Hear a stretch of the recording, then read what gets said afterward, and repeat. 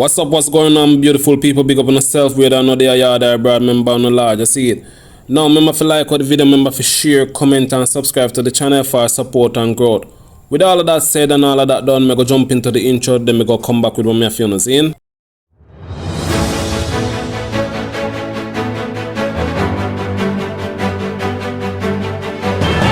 Welcome back, my viewers and my subscribers.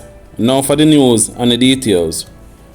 Opposition spokesman and national security Peter Bunting say statistics indicating a decline in major crimes do not paint the full picture of the security situation under the Holness-led administration. Between the start of the year and August 28, the Jamaica Constabulary Force has reported an 11% decline in murders when compared to last year. However, Mr. Bunting say these statistics are not indicative of improvement when compared to other years, especially those during his tenure as Minister of National Security. But last year was one of the worst years in 20 years. So if you choose that year to compare with, you might be seeing a marginal decline. But if you use, for example, the last 4 years of the PNP administration, you would be seeing a 20% increase. If you want to present a rosy picture, find the highest year, find out what would be arguably one of the worst years to compare it with, and you might see a marginal decline.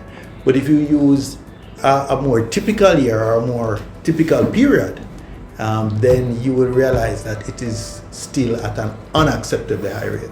He also pointed out that the increased crime rate is not reflective of the current Prime Minister campaign promises. Just by comparison, during the period when I was minister, the average numbers of murders were just over 1100 and March, so about 300 fewer murders than where we're heading to this year based on the pace we're at. Now I remind you that at that time, then opposition leader Andrew Holness was campaigning from the grill to Moran Point on the basis that he could do better than when we were averaging 1100 plus. He has averaged over 1400.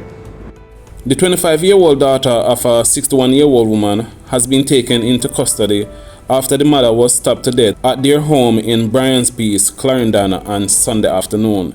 The daughter was detained after she went to the police station and reported that she had killed her mother, who lawmen have identified as Mary Abbott, the police said.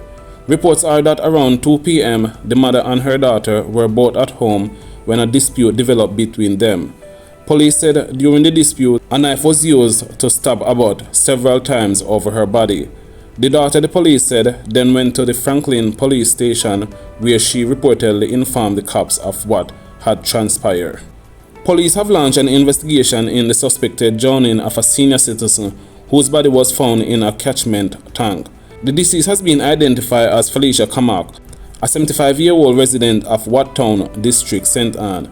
It is reported that around 7:30 a.m. on Sunday, Kamak brothers visited her home and saw her body submerged in a concrete water tank. An alarm was raised and a report was made to the police. The St. Anne's Fire Brigade was summoned and the body was retrieved from the tank. Elections must be a routine. They must be very short, orderly, and seamless. And then you get back to business. But there are those who want to use elections to disrupt progress.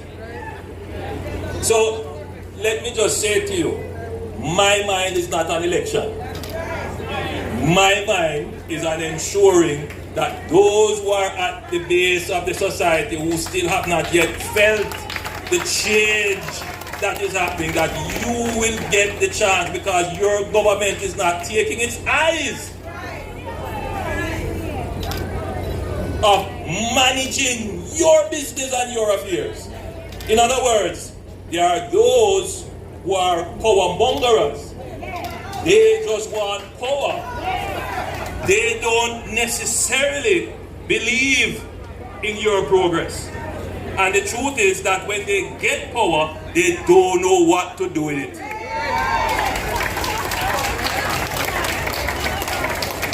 So what they do is feed upon your frustration. That's what they do. They feed upon your frustration. And look here, there are many things to be frustrated about. Many things. But what you don't want to do is to disrupt the good governance, the good processes, the good management that is delivering the things that will make your life better.